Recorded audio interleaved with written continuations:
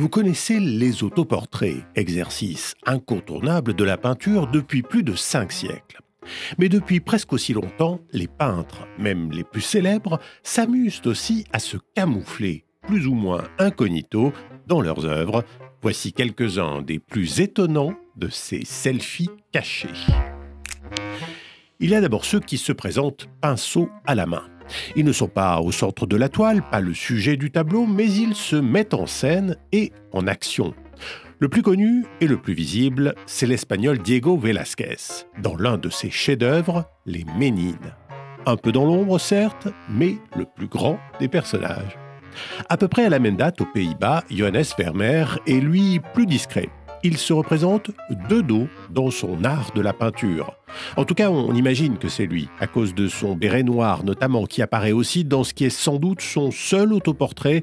Mais là encore, rien n'est sûr, tant le peintre reste mystérieux. Plus près de nous, et beaucoup moins énigmatique, le Français Jacques-Louis David s'est glissé dans le Sacre de Napoléon.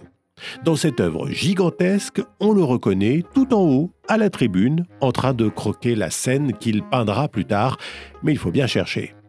Car la plupart des peintres qui apparaissent dans leur toile aiment se fondre dans le décor et multiplier les clins d'œil.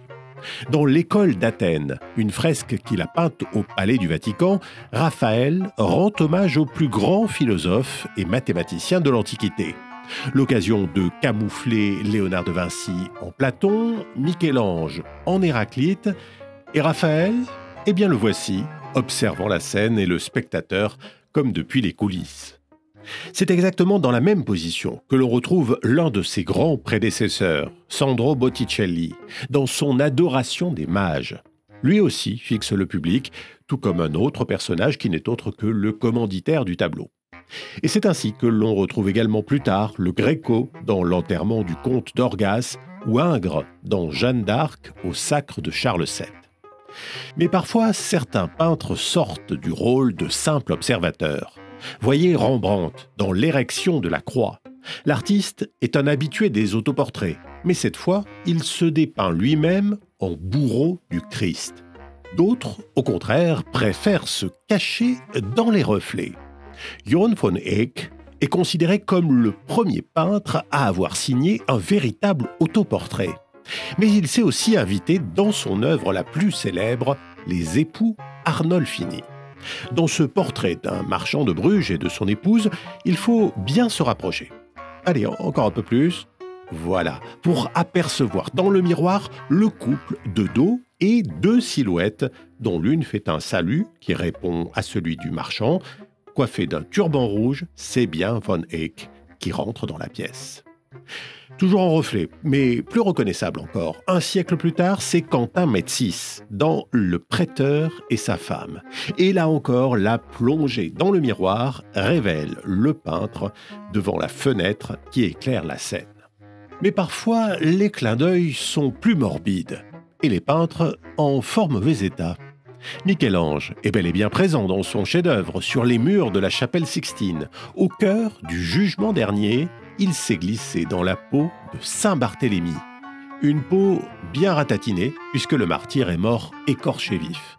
Peut-être une façon de signifier l'épuisement du peintre à l'issue de cette gigantesque fresque qu'il a achevée à l'âge de 67 ans.